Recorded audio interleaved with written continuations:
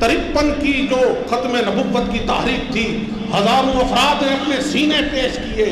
کس لیے پیش کیے؟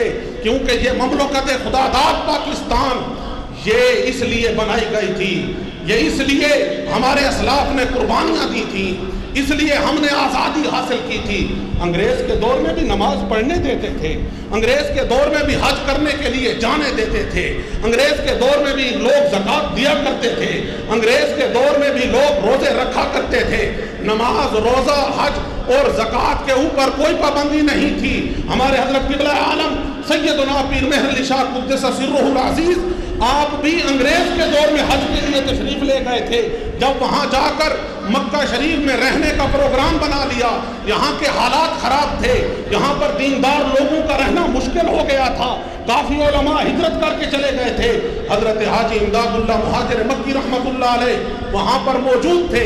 حضرت قبلہ عالم نے اپنا ارادہ ظاہر فرمایا حاجی صاحب میں بھی یہاں مکہ میں ہجرت کر کے رہنا چاہتا ہوں. حضرت حاجی صاحب کو اللہ نے کشف عطا فرمایا.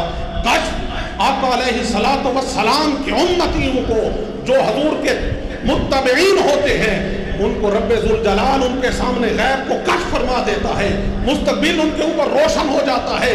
حاجی امداد اللہ مہاجر مکی رحمت اللہ علیہ نے فرمایا مہر علی نہیں، تو نے یہاں مکہ میں نہیں رہنا، ہجرت نہیں کرنی، تو واپس چلا جا، کیونکہ ان قریب ہندوستان کے اندر ایک بہت بڑا فتنہ پیدا ہونے والا ہے.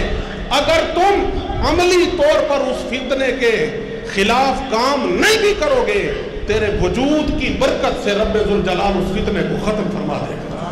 حضرت حاجی امداد اللہ مہاجر مکی نے ارشاد فرمایا، اور بعد میں حضرت اعلیٰ ارشاد فرماتے تھے، فرمایا جو فرمان حاجی امداد اللہ مہاجر مکی رحمت اللہ علیہ کا تھا کہ ایک فتنہ پیدا ہونے والا ہے، فرمایا میں یہ سمجھتا ہوں کہ اس فتنے سے مراد یہ فتنہ قادیانی چل رہا ہے.